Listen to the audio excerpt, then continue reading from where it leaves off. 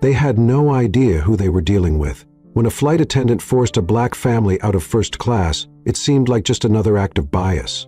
But moments later, the truth came out. This family wasn't just wealthy, they owned the entire airline. What happened next changed everything. Before we start the story, comment below where you're watching from today, and if you enjoy stories like this, make sure to like, share, and subscribe for more. The boarding gate buzzed with activity as passengers moved quickly, eager to settle into their seats. Among them was a family of 3. John Anderson, his wife Eliza, and their 5-year-old son Edward. John, dressed in a tailored navy suit, carried a sleek leather briefcase. His demeanor exuded quiet confidence. Eliza, poised and radiant in a flowing ivory dress, held Edward's tiny hand as he skipped beside her, giggling. The family looked forward to their trip, a much-needed break from their hectic lives. As they stepped into the aircraft's first-class cabin, the polished interior shimmered under the warm cabin lights. John glanced at the seat numbers with a faint smile. "Here we are," he said to Eliza, guiding her and Edward to their seats. Passengers nearby offered brief, polite nods, and the Andersons began settling in. Eliza helped Edward climb into his seat, handing him a small toy airplane that lit up his face with excitement, while John stowed their carry-ons in the overhead compartment. A flight attendant named Evelyn observed the family from across the cabin. Evelyn's sharp gaze swept over them, her lips pressing into a thin line. She adjusted her crisp uniform as if preparing for action and strode briskly toward their seats, her forced smile barely concealing the judgment behind her eyes. "Excuse me," Evelyn said, her voice carrying an edge of authority as she addressed John. "May I see your boarding passes?" John turned to her calmly and retrieved the passes from his jacket pocket. "Of course," he replied with a polite nod, handing them over. Eliza looked up, sensing a hint of tension in Evelyn's tone. Edward, oblivious to the exchange, played happily with his toy. Evelyn examined the tickets with a scrutiny that felt unnecessary. Her eyebrows knitted together as she double-checked the details. "First class?" she questioned, her voice faltering slightly as if the words were hard to believe. John nodded once more, maintaining his calm. "Yes, these are our seats," he replied evenly. His tone was measured, but Eliza caught the flicker of annoyance in his eyes. Evelyn hesitated, her discomfort palpable. "I'm sorry, but I need to verify something with the front desk. Please remain seated," she said curtly before turning and walking away, her footsteps quicker now, her movements tense. As Evelyn disappeared behind the curtain, John sat back in his seat, his face unreadable. "What was that about?" Eliza asked softly, her voice laced with concern. John placed a reassuring hand on her arm. "Probably a routine check, don't worry about it," he said, though there was a slight tightening around his mouth that suggested otherwise.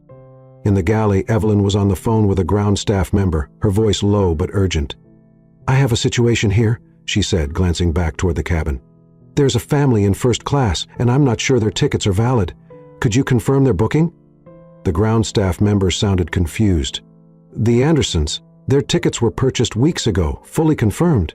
Is there an issue?" Evelyn paused, struggling to hide her irritation. No issue," she muttered, ending the call abruptly. But instead of returning to the Andersons with an apology, her expression hardened. She adjusted her posture, taking a deep breath before heading back to the first-class cabin. When she approached their seats again, her voice was firmer. "I'm sorry, but I need you to step aside for a moment. There seems to be an error with your booking." Eliza's brows furrowed as she exchanged a glance with John. Edward looked up from his toy, confused by the sudden tension. John rose to his feet, slowly, his calm exterior masking the frustration brewing beneath. "What kind of error?" he asked, his voice steady. "I need to confirm your seating," Evelyn said, avoiding his gaze. She gestured toward the galley. "If you'd follow me, please." John hesitated but nodded, signaling Eliza to stay seated with Edward. Whispers began to ripple through the cabin. Passengers exchanged curious glances, sensing something unusual was unfolding. Eliza watched them go, her unease growing. Edward tugged at her sleeve, sensing the change in atmosphere. "Mommy, what's happening?" he asked softly. She smiled at him, though her grip on his hand tightened slightly. "Nothing, sweetheart," she said gently. "Daddy's just sorting something out." In her heart, she knew this was far from routine. Something wasn't right, and her instincts told her the situation was about to escalate. In the galley, John stood calmly, his presence unshaken, as Evelyn fumbled with her words. "Sir," she began, her voice tinged with an unusual mix of hesitation and authority. "We're trying to clarify a seating issue. It appears that your reservation might have been flagged." John raised an eyebrow, his tone sharp yet controlled. "Flagged? I booked these tickets weeks ago, fully paid and confirmed. What exactly is the issue?" Evelyn crossed her arms, a defensive stance creeping into her posture. "It's not about payment, it's just that first class is a premium cabin, and we have to ensure all seating is accurate." John stared at her for a moment, processing the implication. His lips curved slightly, not in amusement, but in disbelief. "Premium cabin?" he repeated. "Are you suggesting that I don't belong here?" Evelyn stiffened, suddenly aware of how her words might have sounded. "Of course not," she replied quickly, her tone sharp as if to mask her discomfort. "I just need to follow protocol." John took a deep breath, his calm exterior betraying a flicker of irritation. "Very well," he said, his voice steady. "Let's resolve this quickly. My family's waiting." Meanwhile, back in the cabin, passengers whispered among themselves. Eliza felt the weight of their stares, but kept her focus on Edward, who was now fidgeting with his toy. A middle-aged man seated across the aisle leaned toward her, his expression sympathetic. "Is everything okay?" he asked in a low voice. Eliza offered him a tight smile. "It's just a mix-up," she said, though her tone lacked conviction. The man nodded but cast a glance toward the galley where John and Evelyn had disappeared, sensing that there was more to the situation than met the eye. As John stood waiting, Evelyn stepped away to speak with another flight attendant, a younger woman named Grace. Grace's brow furrowed as she listened, glancing toward John briefly. "Did you check the reservation system?" Grace asked, her tone cautious. Evelyn frowned. "Yes, but it's not just about the ticket." "Look at him," she whispered, gesturing in John's direction. "Does he seem like the usual first-class passenger?" Grace's eyes widened slightly in surprise. "You can't make those kinds of judgments," she replied firmly, her voice dropping to a whisper. "If his ticket is valid, that's the end of it." Evelyn huffed, brushing past Grace to return to John. "Sir," she said, her tone clipped, "I'm afraid I'll have to ask you and your family to move to the main cabin until this is sorted out." John tilted his head slightly, his expression unreadable. "On what grounds?" he asked, his voice carrying a weight that made Evelyn hesitate. "Like I said, it's protocol," she replied stiffly, avoiding his gaze. John's patience wore thin, his voice lowered, carrying a firmness that made Evelyn flinch. "If you're suggesting we leave first class, I expect a clear and valid reason, because at this moment it seems like you're acting on something other than protocol." Evelyn opened her mouth to respond but was interrupted by a sudden chime over the intercom. The captain's voice filled the cabin, calm yet commanding. "Ladies and gentlemen, please remain seated as we finalize some adjustments. We'll ensure your comfort for the remainder of the flight." The announcement barely registered with Evelyn, who felt her composure slipping. John gave her a long, pointed look before pulling out his phone. "Excuse me," he said curtly, turning away as he made a call. His tone was measured, but there was no mistaking the authority behind his words. "Is this still the right time?" he asked into the phone. After a brief pause, he added, "Good. Proceed as planned." He ended the call swiftly and returned his attention to Evelyn, his calmness now unsettling. "Shall we return to my family?" John asked, his tone polite but firm. Evelyn hesitated, her confidence shaken. She nodded stiffly and led the way back to the cabin, but something about John's composure made her stomach churn. As they approached the first-class section, all eyes turned toward them. John's return was met with murmurs, passengers clearly sensing the tension in the air. Eliza stood, her gaze meeting John's in silent question. He gave her a reassuring nod, but there was a subtle shift in his expression that only she noticed, a look that told her the situation was far from over. Evelyn remained uneasy as she escorted John back to his seat. Her mind raced, but she maintained her professional facade. Eliza greeted John with a quiet, questioning look, but he gave her hand a reassuring squeeze. Edward, sensing his father's return, beamed and resumed playing with his toy airplane, oblivious to the tension simmering around him. Before John could fully settle in, Evelyn returned, her face set in determination. "Sir," she began, her voice clipped, "we've decided that it would be best for you and your family to move to the main cabin until we can fully verify your reservation." Eliza's jaw tightened, but she kept her composure, glancing at John to gauge his reaction. John took a slow, deliberate breath and looked directly at Evelyn, his voice calm but edged with steel. "Our tickets have been verified. We paid for these seats in full. If there's a valid reason for us to move, I'd like to hear it now." Evelyn hesitated, her confidence faltering under John's unyielding gaze. Other passengers began to take notice, their murmurs growing louder. An elderly woman a few rows away whispered to her companion, "They've been perfectly polite. What's the issue?" A younger man seated nearby interjected loudly enough for others to hear, "They're paying customers, like the rest of us. Why are they being singled out?" The rising voices seemed to rattle Evelyn further. "Sir, I don't want to escalate this," she said, her tone sharpening. "Please cooperate, or I'll be forced to involve security." Eliza's eyes narrowed, her patience clearly wearing thin. Before she could speak, John raised a hand gently, signaling for her to stay calm. He stood slowly, adjusting his suit jacket with deliberate precision.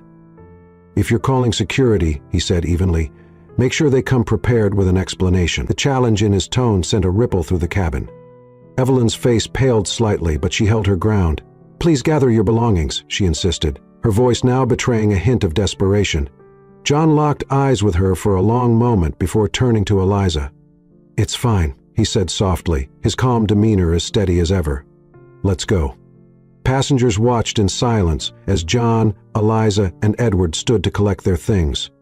Edward clung to his toy airplane, his earlier excitement now dimmed by confusion.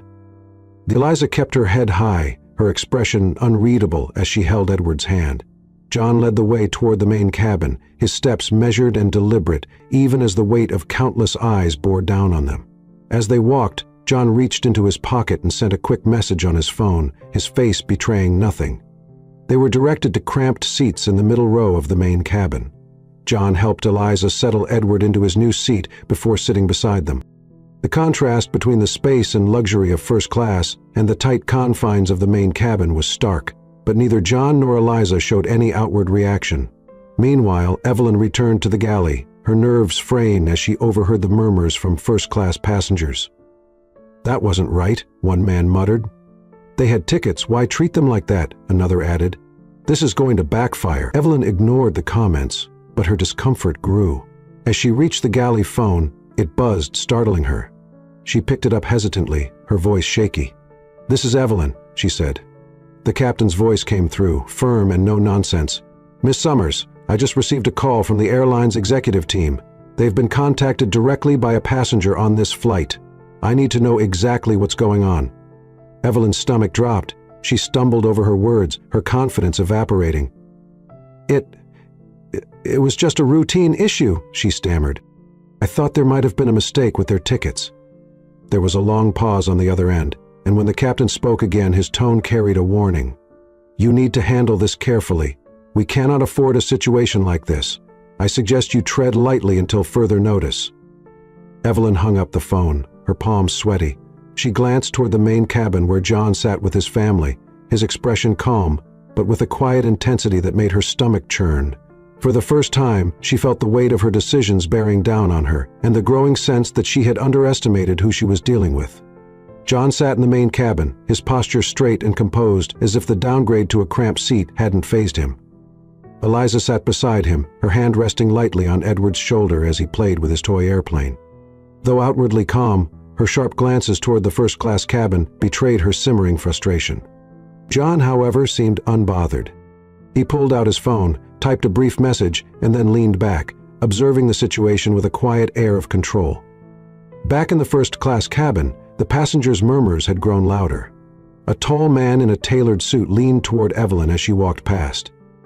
"That family had valid tickets," he said, his tone critical. "What exactly was the problem?" Evelyn tried to keep her voice firm, though her nerves were clearly frayed. "It's just a procedural matter. Everything's under control." The man frowned but didn't press further, though his disapproval was evident. Evelyn hurried back to the galley where her colleague Grace was organizing refreshments. Grace shot her a disapproving glance as she handed over a tray of drinks. "You need to fix this," Grace said in a low voice. "That man isn't just any passenger. He's been calm, but I can tell he's not letting this slide." Evelyn bristled. "I was just following protocol," It's not my fault if people can't handle being questioned." Grace set the tray down with more force than necessary, her patience clearly wearing thin. "Protocol doesn't mean you single people out based on assumptions, and now you've turned the entire cabin against you." Evelyn opened her mouth to retort, but stopped when the galley phone buzzed again. Her stomach twisted as she picked it up. This time, the voice on the other end wasn't the captain's. It was the airline's executive office. "Miss Summers," a calm but firm voice said, "we've received a direct complaint from a passenger on your flight. It's regarding the handling of a seating issue in first class." Evelyn's breath caught. "I was just following—" The voice cut her off sharply. "Save your explanations. You've removed a family with fully confirmed first-class tickets. The passenger in question is John Anderson. I suggest you look up his name in the system immediately." Evelyn's hand trembled as she ended the call. She turned to the nearby service computer, her fingers fumbling over the keyboard. When John Anderson's profile appeared on the screen, her heart sank. Beside his name was a special designation: Executive Level Primary Shareholder. Evelyn's mouth went dry.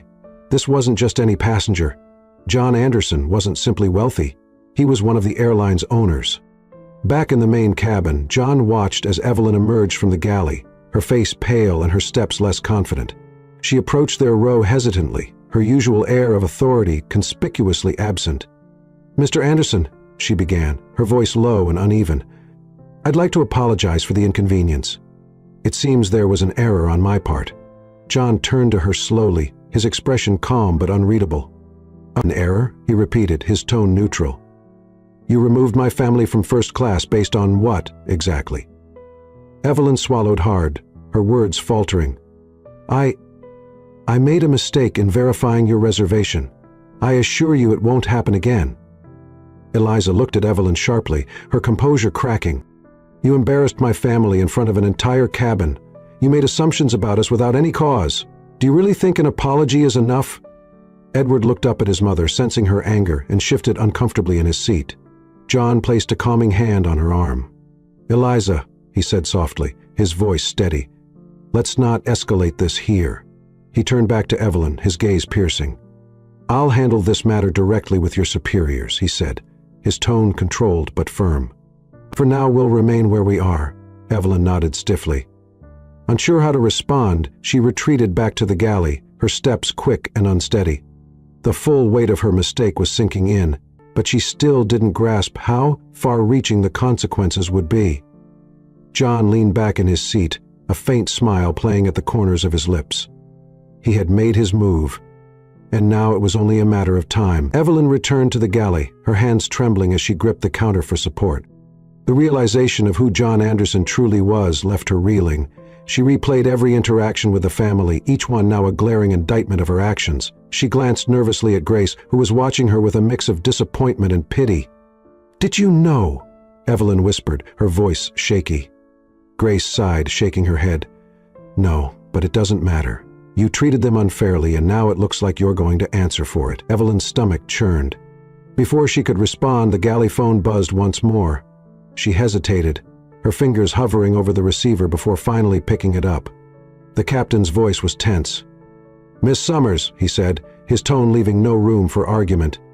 "I've just received another call from the executive office.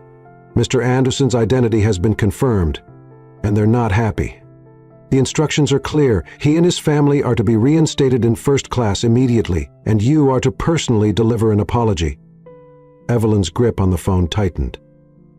"Understood," she managed to reply, her voice barely above a whisper. When the line went dead, she leaned against the counter, her heart racing. Grace crossed her arms, her gaze unrelenting. "You brought this on yourself. Do the right thing before it gets worse."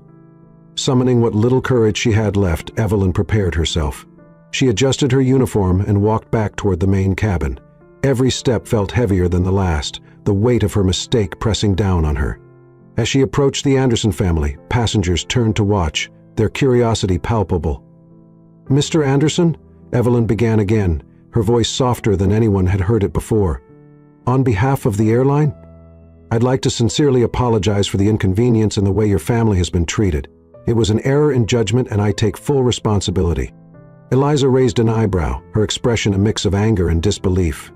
"Now you realize it's an error?" she asked, her voice cold. Evelyn's face flushed, but she kept her tone professional. "The executive office has instructed that your family be returned to first class immediately.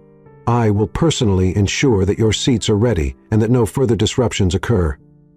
John looked at her for a long moment, his expression unreadable. Then, with a small nod, he stood and gestured for Eliza and Edward to follow. Eliza held Edward's hand tightly as they walked past Evelyn, her back straight and her gaze forward. Edward, still unaware of the gravity of the situation, clutched his toy airplane as he skipped slightly beside his mother. When they reached first class, Evelyn busied herself preparing their seats, ensuring every detail was perfect. He placed sparkling water on the tray tables and adjusted the pillows with trembling hands. John, Eliza, and Edward settled in, their demeanor calm but distant. As Evelyn stepped back, she offered a final apology. "If there's anything else you need, please let me know." John nodded lightly, his tone polite but firm. "We'll let you know." Evelyn retreated to the galley, her face pale and her nerves frayed. She had followed the captain's orders, but the damage was already done. The murmurs in first class had subsided, but the disapproving looks from the passengers lingered. Grace, standing quietly in the galley, shook her head as Evelyn returned. "It's not over," Grace said quietly. "You know that, right?" Evelyn didn't respond. She knew Grace was right.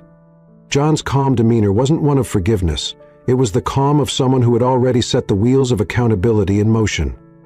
And for the first time, Evelyn understood that the repercussions of her actions were only just beginning. As the flight settled back into a semblance of normality, Evelyn tried to focus on her remaining duties, but her mind was clouded with anxiety. Every glance from the passengers felt like a silent judgment, every interaction a reminder of her earlier mistake. She glanced toward the first-class cabin where John and his family sat. They seemed composed, yet their presence weighed on her heavily. John, however, was far from passive. Sitting upright in his seat, he tapped methodically on his phone, his movements deliberate.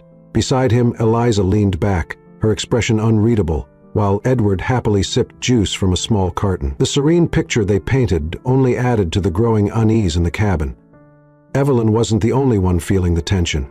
Grace, quietly observing, had overheard murmurs among the first-class passengers. "Do you think they'll file a formal complaint?" one man whispered to his companion. Another passenger responded, "If it were me, I'd take it straight to the top." In the galley, the phone buzzed once again. Evelyn froze, the sound now synonymous with dread.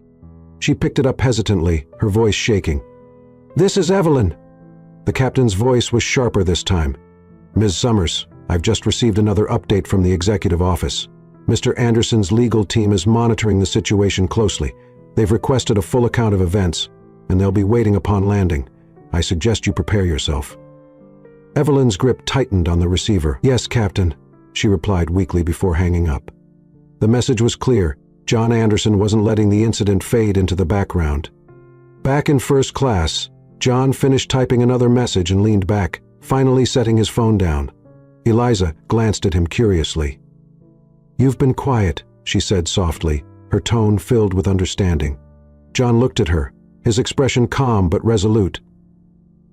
"This isn't just about us," he replied.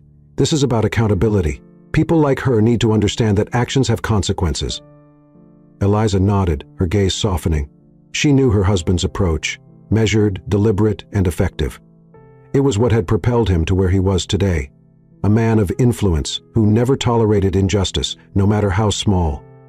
Meanwhile, Evelyn paced in the galley, her nerves unraveling. Grace approached her cautiously. "What's the plan now?" Grace asked. Evelyn shook her head, her voice barely audible. "I don't know. I never thought something like this would spiral so far." Grace's expression hardened. "You should have thought about that before treating them the way you did. Now it's out of your hands." Evelyn glared at her but said nothing, the truth of Grace's words cutting deeper than she wanted to admit. The remainder of the flight dragged on, the hum of the engines doing little to mask the tension. Passengers in first class occasionally glanced toward John and his family, their expressions a mix of curiosity and respect. Others simply pretended not to notice, though their whispered conversations betrayed their interest. As the plane began its descent, the captain's voice came over the intercom. "Ladies and gentlemen, we'll be landing shortly. Please ensure your seatbelts are fastened and your tray tables are in their upright positions. Cabin crew, prepare for landing." John adjusted his seat and leaned toward Eliza. "This will be over soon," he said quietly. She gave him a small, supportive smile, her hand resting briefly on his. In the galley, Evelyn stared at the clock, her chest tightening with every passing minute. She knew the landing would bring no relief, only more questions, more judgment, and likely more consequences. Grace's warning echoed in her mind. It's not over, and Evelyn knew, deep down, that the worst was yet to come. The plane touched down smoothly, the familiar jolt signaling the end of the flight. For most passengers, it was the start of a routine disembarkation. For Evelyn, it felt like the beginning of her reckoning. She stood stiffly near the galley, her hands gripping the counter as passengers began collecting their belongings. Her eyes flicked toward first class, where John Anderson remained seated, calm and unhurried. Eliza leaned toward John as Edward sat quietly, swinging his legs. "What's the plan?" she asked softly, her voice barely audible above the sounds of passengers preparing to leave. John's expression didn't change. "We wait," he replied simply. "Everything is already in motion." As the first-class passengers began filing out, many cast curious glances at John and his family. One man stopped briefly by John's seat, hesitating before speaking. "I'm sorry for what happened earlier," he said, his voice low but earnest. "It wasn't right." John looked up at him, offering a small nod. "Thank you," he replied. The man nodded back and continued toward the exit, his expression thoughtful. Evelyn stood near the plane's main door, forcing herself to smile at departing passengers. Each polite nod and murmured farewell felt heavier than the last. She couldn't help but glance back at first class, where John and his family remained seated.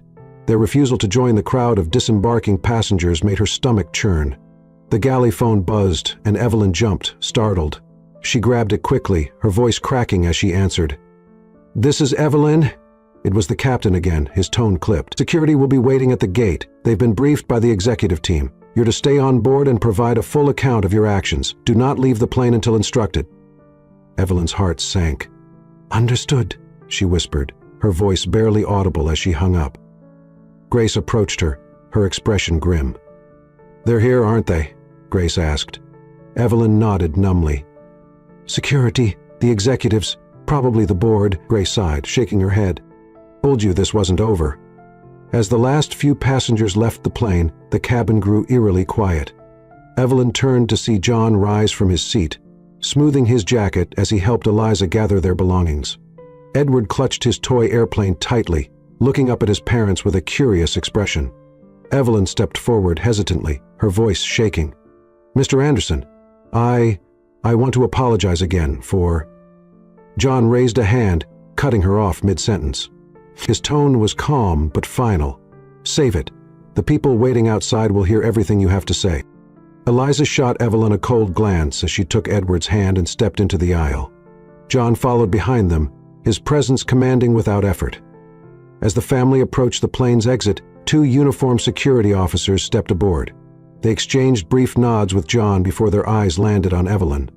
"Miss Summers?" one officer asked, his tone firm. Evelyn's throat tightened.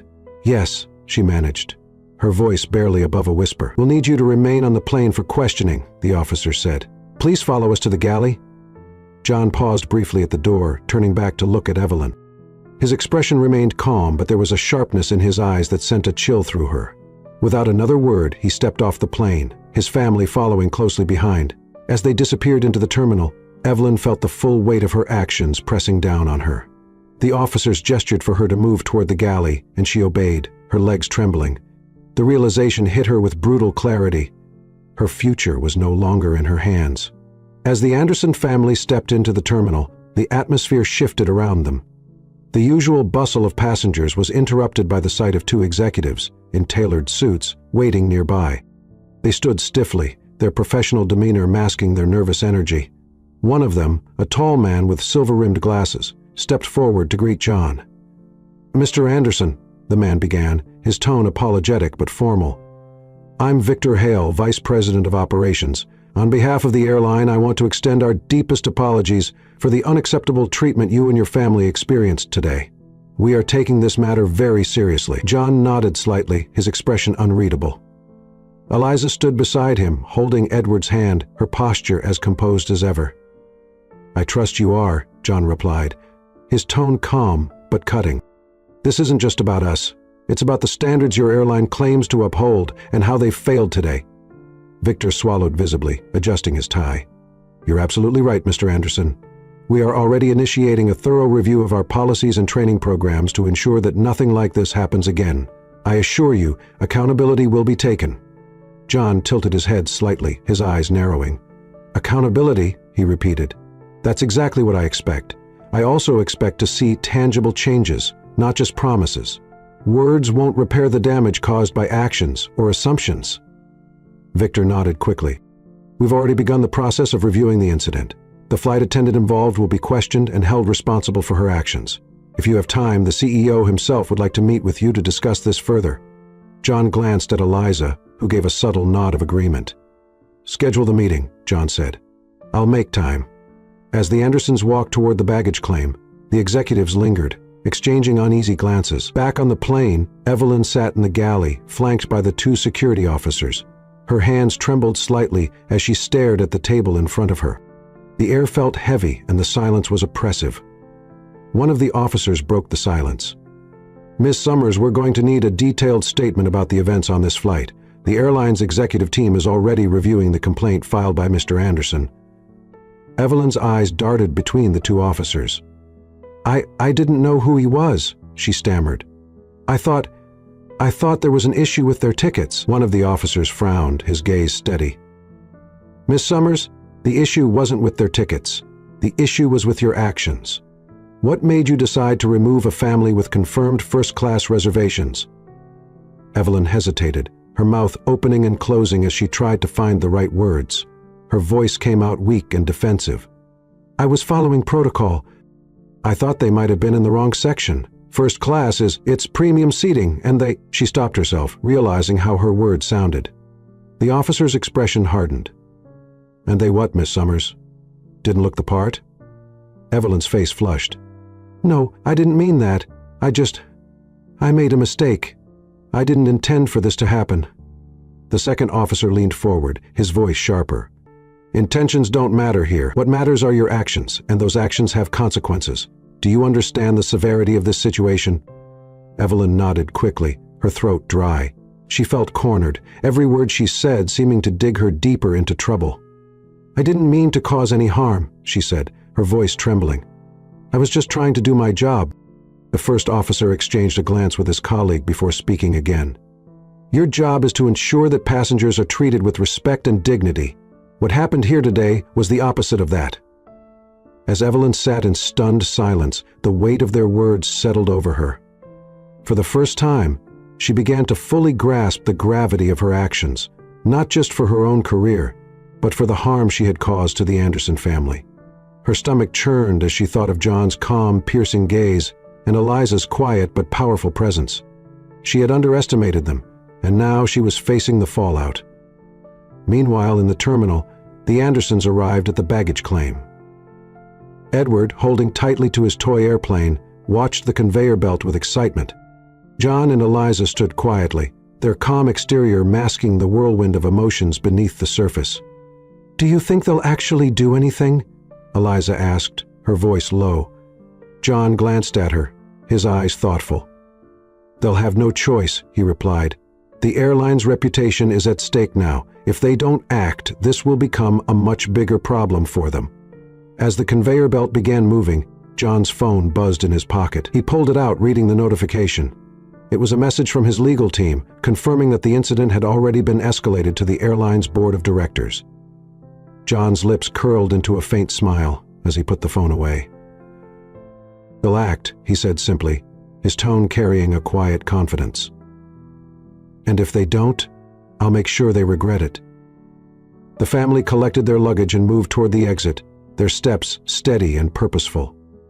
Behind them, whispers from passengers who had witnessed the earlier incident filled the air. Some expressed sympathy, others outrage. But one thing was clear: the events of this flight wouldn't be forgotten anytime soon. For John, the day wasn't over yet. There were meetings to attend, decisions to make, and changes to enforce. As he stepped into the waiting car outside the terminal, he glanced back at the airport one last time. The storm he had set in motion was only beginning. The drive away from the airport was quiet, but the weight of the day hung heavily in the air. John stared out the car window, his fingers drumming lightly on the leather seat. Eliza sat beside him, her hand resting on Edward's lap as the boy dozed off, his toy airplane still clutched in his small hands. The hum of the car engine was the only sound, but John's mind was far from at rest. "We can't let this go, John," Eliza finally said, breaking the silence. Her voice was calm, but carried an edge of determination. "This wasn't just an insult to us. It's a reflection of something bigger. If this can happen to us, imagine how often it happens to people without the means to fight back." John nodded slowly, his gaze fixed on the passing cityscape. "I know," he said quietly. "That's why I've already set the wheels in motion. This isn't just about today, it's about setting a precedent." Eliza leaned back, her expression softening. She trusted John's methodical nature, his ability to turn personal affronts into broader change, but part of her still simmered with anger at the humiliation they'd endured. "It wasn't just her," she added, her tone sharpening. "It was the entire system that made her think she could act that way." John turned to her, his eyes meeting hers. "That's exactly what we're going to address," he said firmly. As the car pulled into the driveway of their home, Edward stirred, rubbing his eyes and yawning. Eliza scooped him up, carrying him inside while John lingered in the car for a moment. He pulled out his phone and reviewed the messages from his legal team. There was already confirmation that the airline's board had been notified of the incident, along with an official statement from their public relations team expressing regret and promising immediate action.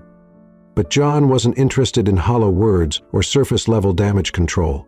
He composed a quick email addressed to the airline's CEO and copied to the board of directors. The tone was professional but unyielding. "The treatment my family and I experienced on Flight 237 today was unacceptable and reflective of deeper issues within your company. This is not about a single employee's behavior. It's about the culture that allowed such behavior to occur. As a primary shareholder, I am requesting a full investigation into this incident and a detailed plan for corrective action.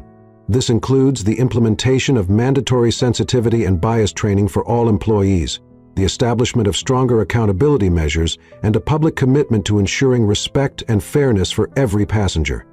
I will expect a formal response within 48 hours outlining your proposed steps. Please understand that this is not a request, it is an expectation." After hitting send, John stepped out of the car, his mind focused on what lay ahead. Inside the house, Eliza was tucking Edward into bed. When she rejoined John in the living room, she found him seated at his desk, already reviewing documents on his laptop. "Do you think they'll listen?" she asked, sitting across from him. "They'll have no choice," John replied, not looking up. "This isn't just a PR issue for them, it's a liability, and I intend to make sure they understand that." Meanwhile, back at the airport, Evelyn sat in a stark conference room, her nerves frayed and her thoughts racing. She had been escorted there after the security officers finished their initial questioning. Now she waited for the airline's internal review team to arrive. The room was cold and quiet, save for the ticking of a clock on the wall. When the door finally opened, 3 individuals entered: a man in a gray suit, a woman with sharp features and a clipboard, and a younger man who carried a laptop. They took their seats across from Evelyn, their expressions neutral but their presence imposing. "Miss Summers," the woman began, her tone brisk. "We've been tasked with conducting a preliminary review of the incident that occurred on Flight 237. This is not a formal hearing, but we will be documenting your account in detail. Do you understand?" Evelyn nodded stiffly, her voice caught in her throat. "Yes?" The man in the gray suit adjusted his glasses and leaned forward. "Let's begin with a basic question. What made you decide to remove Mr. Anderson and his family from their first-class seats?" Evelyn hesitated, her mind scrambling for the right words. I thought there was a mistake," she said weakly. "I thought their tickets might not have been valid." The younger man typed something into his laptop, the sound of the keys echoing in the silent room. The woman with the clipboard raised an eyebrow. "You thought," she repeated. "Based on what exactly?" Evelyn's face flushed. They didn't look like first-class passengers," she admitted, her voice barely above a whisper. The room fell silent, the weight of her words hanging in the air. The woman with the clipboard exchanged a glance with her colleagues before speaking again. "Miss Summers, do you understand how problematic that statement is? First-class passengers are not defined by appearance." Evelyn nodded quickly, her palms sweaty. "I realize that now," she said, her voice trembling. "I made a mistake. I was just trying to do my job." The man in the gray suit leaned back, his expression unreadable. "Your job," he said slowly, "is to uphold the airline's policies and ensure a positive experience for all passengers. Today you failed to do that in a way that has significant implications, not just for you, but for the entire company." Evelyn stared down at her hands, the enormity of her mistake sinking in. She had thought she was exercising authority, but instead, she had exposed the cracks in her judgment, and now she was facing the consequences. The review team continued questioning her for what felt like hours, dissecting every decision she had made during the flight.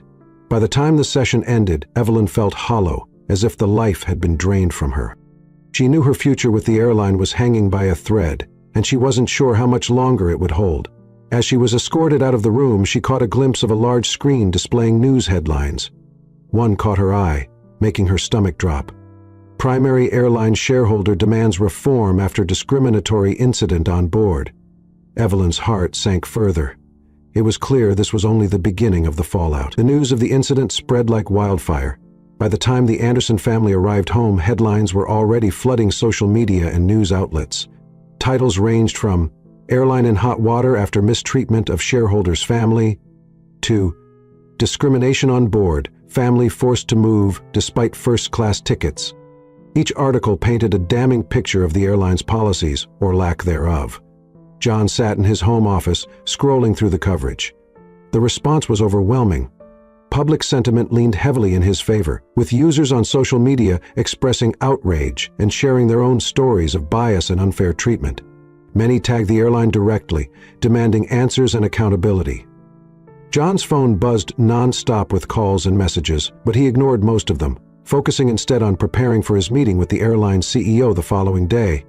In the living room, Eliza watched a news segment that featured a panel discussion about the incident. "This isn't just about a family being moved from their seats," one commentator argued. "This is about the systemic biases that persist in customer-facing industries.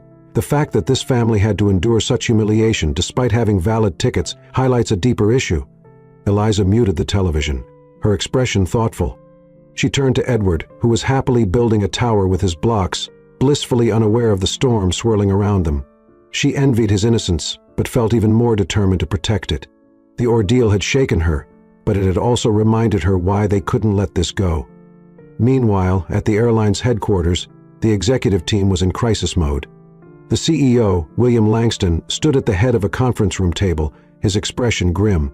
Around him, senior executives pored over reports, media coverage, and social media analytics. The situation was spiraling out of control, and every passing hour brought more bad press. "This is a disaster," one executive muttered, flipping through a stack of papers.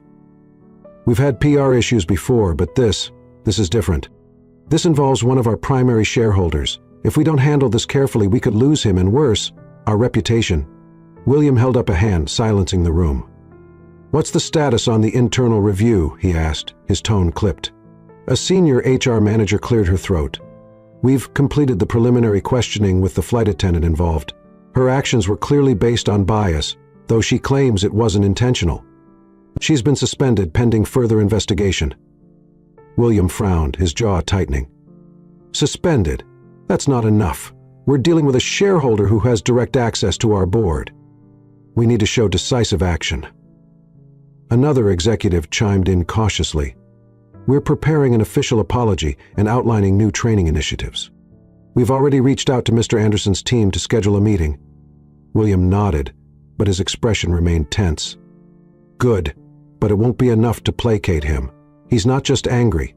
He's a man who understands leverage. He's going to push for systemic change, and we have to be ready to deliver." The room fell silent, the weight of his words sinking in. They all understood the stakes. This wasn't just about resolving one incident. It was about addressing a culture that had allowed such an incident to occur in the first place.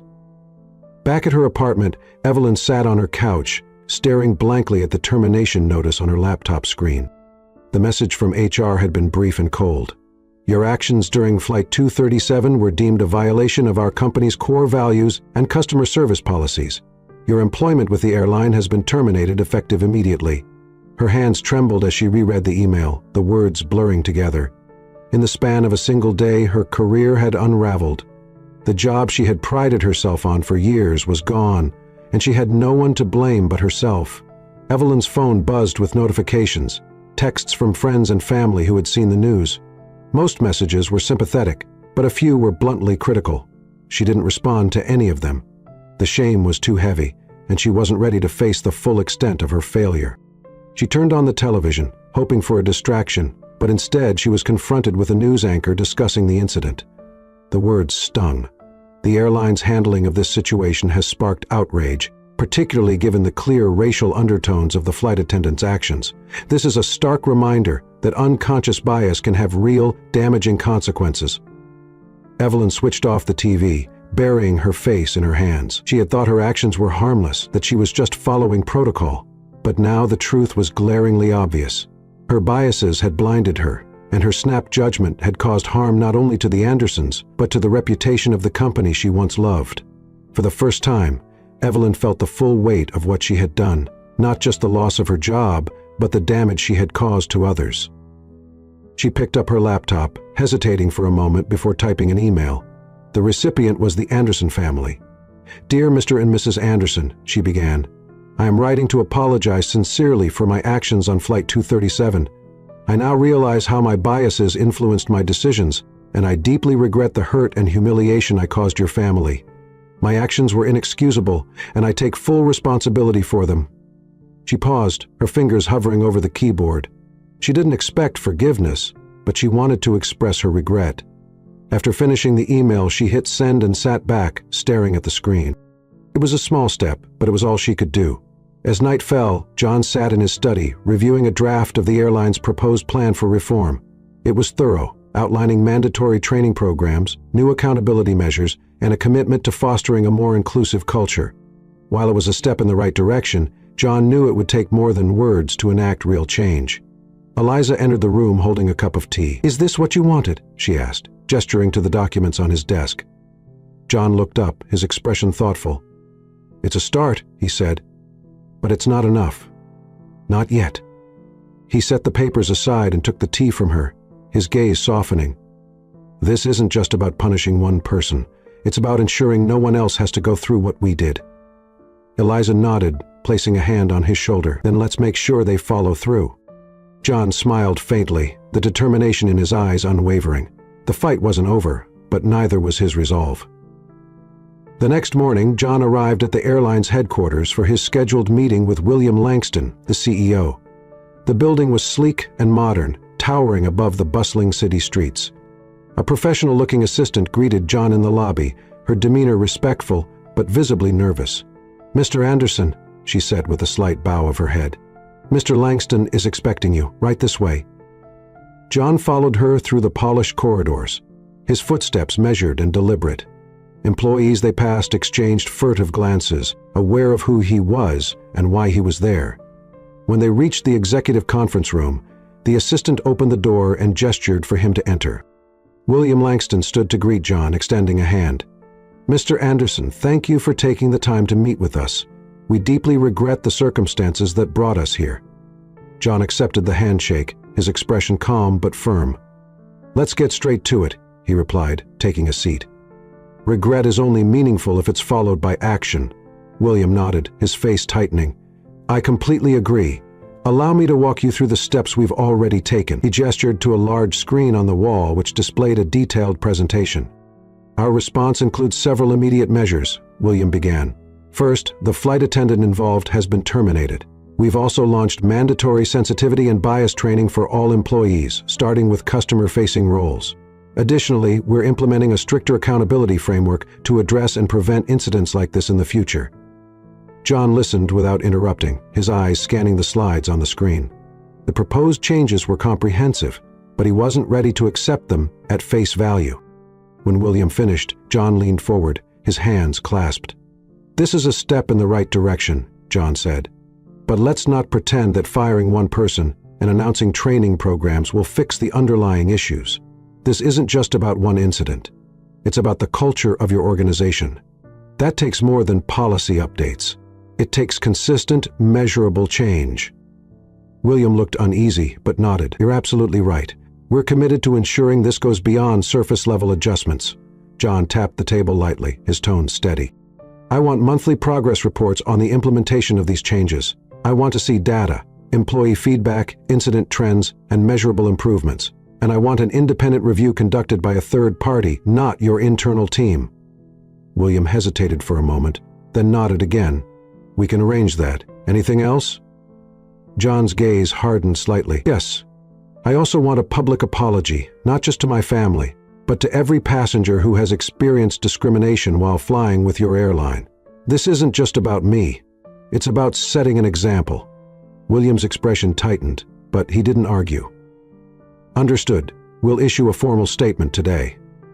John sat back, his demeanor calm but commanding. Good. I'll be watching closely, Mr. Langston. Langston. Don't mistake my cooperation for complacency. The tension in the room was palpable as William nodded once more. We won't disappoint you, he said quietly. As John left the headquarters, his phone buzzed with notifications. Social media was still abuzz with discussions about the incident, with hashtags like airline accountability and bias in flight trending globally. John scrolled through the posts briefly, noting the widespread support, but also the calls for deeper systemic change. This wasn't just about his family anymore. It had become a flashpoint for a larger conversation. Back at home, Eliza was seated at the kitchen table, her laptop open as she read an email from the airline's PR team. The message outlined their planned public statement, which included an apology and a commitment to addressing the issues raised by the incident. Eliza forwarded the email to John with a simple note. What do you think? John read it as he entered the house, setting his bag down. He replied with a single word. Adequate. Eliza looked up as he entered the kitchen, a knowing smile on her face. Adequate? She teased lightly. That's high praise from you. John chuckled, leaning against the counter. It's a start, he said, but there's still a long way to go. Eliza nodded, her expression thoughtful. Do you think they'll follow through, or is this just damage control? John's eyes narrowed slightly. If they don't follow through, I'll make sure they wish they had. At the airline, the ripple effects of the incident were already being felt. Employees gathered in break rooms and hallways, whispering about the changes that were coming. Some were relieved, welcoming the focus on bias and accountability. Others were skeptical, doubting that a company so large could change its culture so quickly. Evelyn, meanwhile, was nowhere to be seen. Her termination had been the subject of quiet conversations among her former colleagues, many of whom expressed shock at how quickly the situation had escalated. But for those who had witnessed her actions firsthand, the consensus was clear. She had crossed a line, and the consequences were unavoidable. Grace, who had worked closely with Evelyn on the flight, reflected on the ordeal as she prepared for her shift. She had always known that the airline's culture had its flaws, but seeing them so blatantly exposed had been a wake-up call. She vowed to approach her own work differently, ensuring that no passenger ever felt the way the Andersons had been made to feel. That evening, as John and Eliza prepared for bed, Edward peeked into their room, his toy airplane clutched in his hand. Mommy, Daddy? He asked, his voice small. Are people still mad about what happened on the plane? John knelt down, pulling Edward into a gentle hug. Some people are upset, buddy, he said softly, but it's because they want things to get better, and we're helping them do that. Edward nodded, his eyes wide. Are you going to fix it? John smiled, ruffling his son's hair. That's the plan. As Edward returned to his room, Eliza looked at John, her expression a mix of pride and determination. We are going to fix it, she said quietly. Not just for us, but for everyone. John nodded, his resolve unwavering. This isn't the end, he replied. It's just the beginning. The following morning, news outlets buzzed with the airline's public statement, which had gone live overnight. The apology was thorough and direct, acknowledging the incident involving the Anderson family and outlining immediate steps being taken to address the broader issues. The statement read in part, We deeply regret the incident that occurred on Flight 237 involving Mr. Anderson and his family. This event does not reflect our values, and we are committed to taking meaningful action to prevent such situations in the future. Effective immediately, we are implementing mandatory training programs, strengthening our policies, and conducting a third-party review of our organizational practices to ensure equity and respect for all passengers. The statement ended with a direct apology to the Anderson family, recognizing John's role as a shareholder and, more importantly, as a valued customer who deserved better. Social media exploded with reactions. While some commended the airline for owning up to its mistakes, others were skeptical, accusing the company of damage control. The hashtags accountability matters and fly fair continued to trend, fueling debates about systemic biases in customer service industries. John read the statement while sitting at the breakfast table, his expression thoughtful. Eliza, seated across from him with a cup of coffee, watched him closely. "Well?" she asked. "It's a solid first step," John said, setting his phone down. "But now they'll have to prove they mean it." Eliza nodded, her expression serious. "And what about Evelyn? Do you think she learned anything from all of this?" John paused, considering the question. "That's not up to me," he said finally. "But I hope she did. People like her are part of the problem, but they can also be part of the solution, if they're willing to change." Meanwhile, Evelyn sat in her small apartment, scrolling through the same news coverage. The public apology from the airline had done little to ease her sense of guilt. If anything, it deepened it. Every headline, every comment about the incident felt like a personal indictment. She opened her email inbox, rereading the message she had sent to the Anderson family the night before. There had been no response yet, but she hadn't expected one. She wasn't sure she deserved forgiveness, but sending the apology had felt necessary, a small step toward taking responsibility. Her phone buzzed, pulling her out of her thoughts. It was a text from Grace. "I heard about your termination. I hope you're doing okay. This whole thing has been a mess, but maybe it's a chance to start fresh." Evelyn stared at the message for a long moment before replying. "Thanks, Grace. I'm trying. I have a lot to think about." Grace's reply came quickly. "If you ever want to talk, let me know. We've all made mistakes. It's how we learn from them that matters." Evelyn set the phone down, her mind racing. Grace's words stuck with her. It's how we learn from them that matters. She wasn't sure what her next step would be, but she knew she couldn't go back to who she had been before. Change had to start somewhere, and it had to start with her. At the airline's headquarters, William Langston stood in front of the board of directors, presenting the company's plan for reform. John sat at the end of the table, his presence commanding, even in silence. The room was tense as William outlined the changes being implemented, from the new training programs to the independent reviews. When William finished, he turned to John. "Mr. Anderson, we're confident that these measures will address the issues you've raised. We value your feedback and your commitment to holding us accountable." John leaned forward, his gaze sharp. "This is a good start," he said, "but it's just that, a start. I'll be watching closely to ensure these changes are more than just promises on paper." The board members exchanged uneasy glances, but none dared to argue. John's influence was clear, and his resolve left little room for doubt. As the meeting adjourned, one of the board members approached John. She was an older woman with a kind but serious expression. "Mr. Anderson," she said, "I want you to know that some of us on the board are fully behind you. This is the kind of accountability our airline has needed for a long time." John nodded, offering a small smile. "I appreciate that," he said. "Now let's make sure it happens." Later that day, as John returned home, he found Eliza in the backyard, watching Edward play with a toy plane. The boy ran around laughing as he mimicked the sound of an engine. John stood beside her, slipping an arm around her waist. "Meeting went well?" he said simply. Eliza smiled. "I'm glad. Did you give them the usual no excuses talk?" John chuckled. "Something like that." They watched Edward for a moment in comfortable silence. Finally, Eliza spoke, her voice soft. "Do you think we'll ever stop having to fight these battles?" John sighed, his expression thoughtful. "Probably not," he admitted. "But every fight brings us closer to something better, and as long as we keep pushing, change is inevitable." Eliza leaned her head against his shoulder. "Well, if anyone can make it happen, it's you." John smiled, his gaze steady. "It's us," he corrected. "We're in this together." As Edward's laughter filled the air, the weight of the past few days began to lift. The journey wasn't over, but they were ready for whatever came next. The ripple effects of the incident on Flight 237 continued to spread, transforming conversations about bias and accountability, not just within the airline, but across the aviation industry. News outlets reported on the airline's reforms, hailing it as a turning point for how companies address systemic issues. Other airlines announced similar reviews of their policies, spurred by the public pressure and the undeniable influence of John Anderson's actions.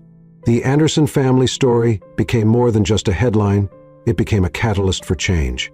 Advocacy groups used the incident as a rallying cry, demanding better training and policies across customer service industries.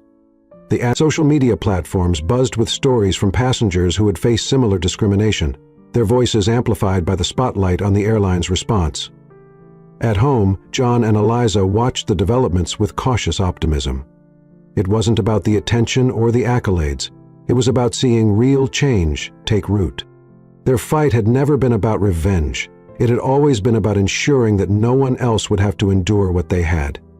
One afternoon, John received an email from the airline CEO. The subject line simply read, "Progress Report." Inside, the message detailed the initial results of the reforms. Mandatory training programs had been launched, with over 80% of employees completing the first phase. A third-party review had begun, and initial findings highlighted areas for further improvement. There was also a personal note from William Langston at the end. "Thank you for holding us accountable. Your insistence on doing what's right has made our company better, and we're not done yet." John forwarded the email to Eliza, adding his own note. Step 1, complete. On to step 2.